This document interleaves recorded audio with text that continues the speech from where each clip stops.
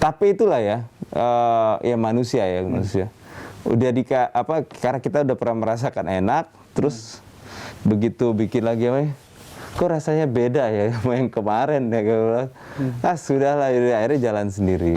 Oke. Dan dalam perjalanan itulah itu bermusiknya sendiri-sendiri sama anak-anak.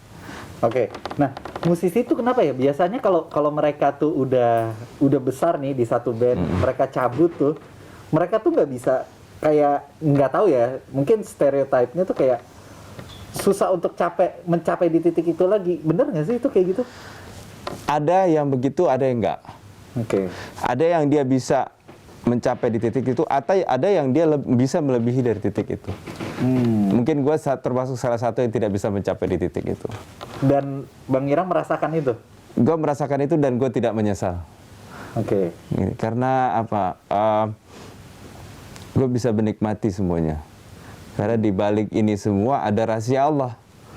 Ada rahasia Allah. Mungkin kalau misalnya dibiarkan terus meningkat, naik, mungkin gue jatuhnya istidraj. Wallahu alam. Iya. Nah, itu yang ternyata bahaya.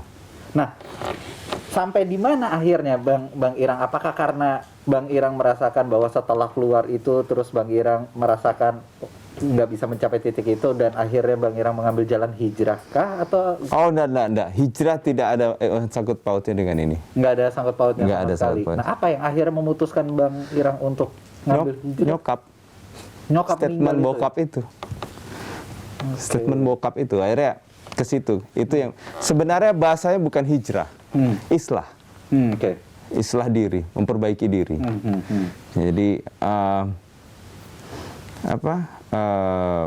yang tadinya tidak baik jadi lebih baik, mencoba untuk jadi lebih baik dan selalu memperbaiki diri untuk lebih baik. Oke. Karena semakin kesini kita semakin sadar bahwa waktu itu sempit, waktu itu cepat, dan dunia ini benar-benar sebentar. Coba ingat waktu kamu masih, kok pakai kamu?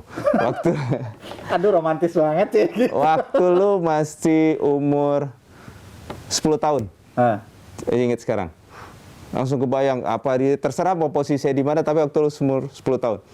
Hanya dalam beberapa detik. Iya. Jadi kehidupan kita itu ya sesingkat itulah. So kalau kita tidak bisa menikmati semuanya, rugilah. Iya, benar. Jadi itu titik baliknya ya? Jadi titik baliknya sebenarnya di nyokap. Bukan karena keterpurukan di karir, karena apa enggak. Kan ada banyak faktor biasanya orang melakukan, ya entah itu hijrah lah atau islah lah gitu kan. Yeah. Ada banyak faktornya. Cuma mungkin orang tua yang mengambil peranan penting di dirinya Bang Irang tuh untuk Bang Irang akhirnya melakukan islah itu tadi ya? Iya.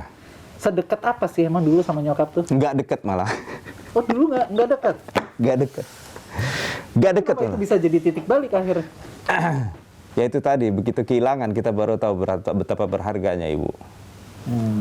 Begitu sudah hilang, begitu udah nggak ada. Oke.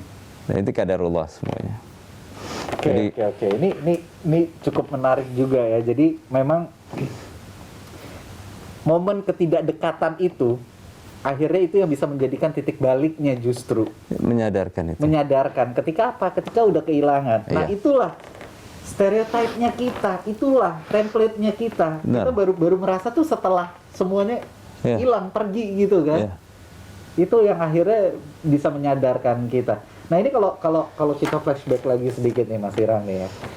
Kan katanya dulu pernah terjebak dalam zaman jahil lah. Itu kayak gimana aja sih? Iya, lumayan sih ya.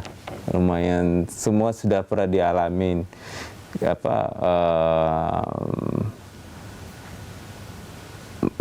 Iya, kehidupan selebriti segala macam, semua udah pernah dirasain.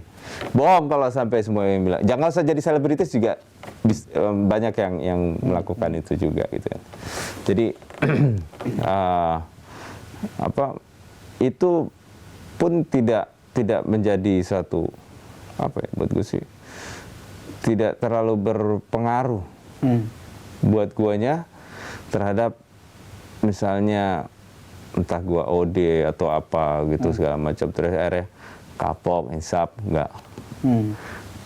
Justru yang membuat gue jadi berislah diri, memperbaiki diri itu nyokap. Nyokap. Bener-bener karena itu aja ya. Cuma karena itu. Simple. Karena nyokap pergi. Dan dari seumur hidup gua, mudah-mudahan ini bisa jadi hidayah, asbab hidayah buat teman-teman semua yang mendengarkan. Jangan jadi seperti gua. Jangan jadi seperti gua. Seumur hidup gua mengumandangkan azan itu di liang lahatnya nyokap. Ini pertama kalinya. Pertama kalinya gue mengumandangkan azan itu di liang lahatnya nyokap. Lu bisa bayangkan betapa bandelnya gue. Oke. Nah, dari situ udah,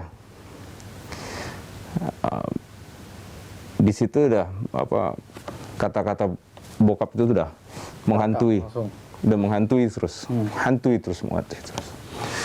Nah, akhirnya disitulah yang membuat gue itu menjadi titik balik. Oke.